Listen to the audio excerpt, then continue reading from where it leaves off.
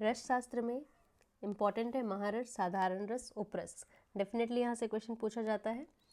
कोई भी पॉइंट हो या शॉर्ट नोट्स में या लॉन्ग आंसर में, मान लीजिए आपको शिलाजतु के शोधन के बारे में पूछता है, तो सबसे पहले आपको बताना है कि शिलाजतु कहाँ से आता है। महारस में आता है।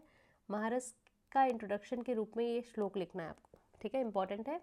अभ्र वैक्रांत्र माक्षिक विमलाद्रिज शस्यकम चपलो रसकश्चेति ज्ञात्वा अष्टौ संग्रहेद्रशान अष्ट। मतलब महारस की संख्या कितनी है?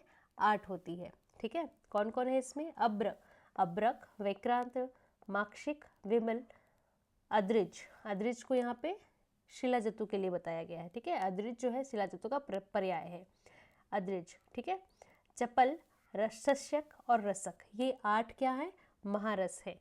ये श्लोक बहुत इंपॉर्टेंट है, सिर्फ आपके आंसर राइटिंग को अच्छा बनाने के लिए। आपको पता होना चाहिए महारस में कौन कौन आते हैं।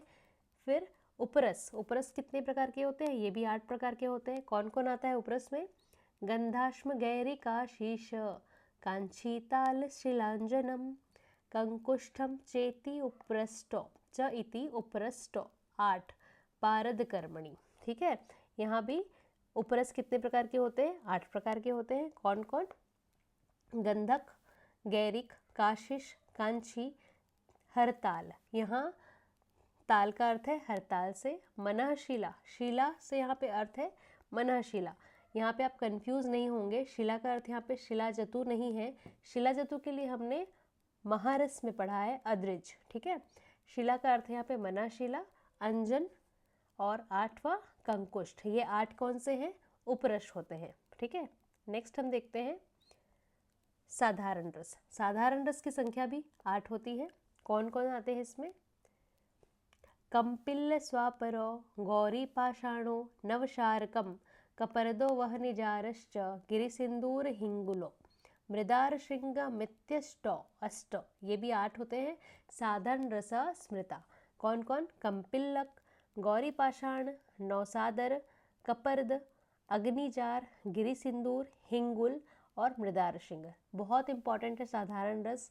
यहाँ से भी क्वेश्चन पूछा जाता है आपको, ठीक है। मान लीजिए हिंगुल, कपर्द, है ना, ये जो है शॉर्ट नोट्स में इनके शोधन की विधि या टिप्पणी लिखिए पे, हिंगुल पे टिप्पणी लिखिए, तो आपको हिंगुल के बारे में जितना भी डिटेल पता है वो क्वेश्चन वो आंसर वहाँ पे लिखना पड़ेगा। तो आपको सबसे पहले ये बताना है कि हिंगुल किस में आता है, महारस में, उपरस में या साधारण रस में, ठीक है।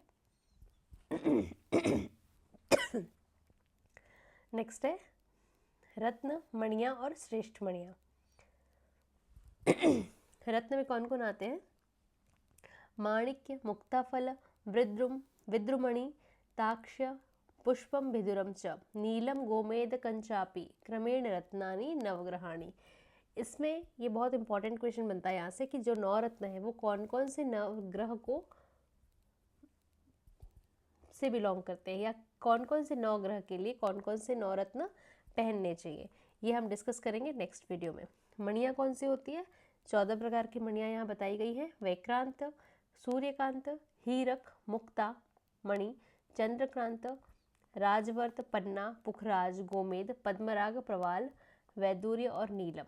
यहाँ से क्वेश्चन बहुत ही रेयरली पूछा जाता है, बस ये इसमें से पूछा जाता है कि जो 9 रत्न है वहाँ कौन कौन सी मणि और कौन कौन से रत्नों को इसमें यूज़ किया जाता है स्पेसिफिक, ठीक है। श्रेष्ठ मणियों में 5 आती हैं, पद्मराग, इंद्रनील, मरकत, पुखराज और वज्र। नेक्स्ट वीडियो में हम डिस्कस करेंगे पारद, जो कि बहुत इंपॉर्टेंट टॉपिक है। Thanks for watching this video.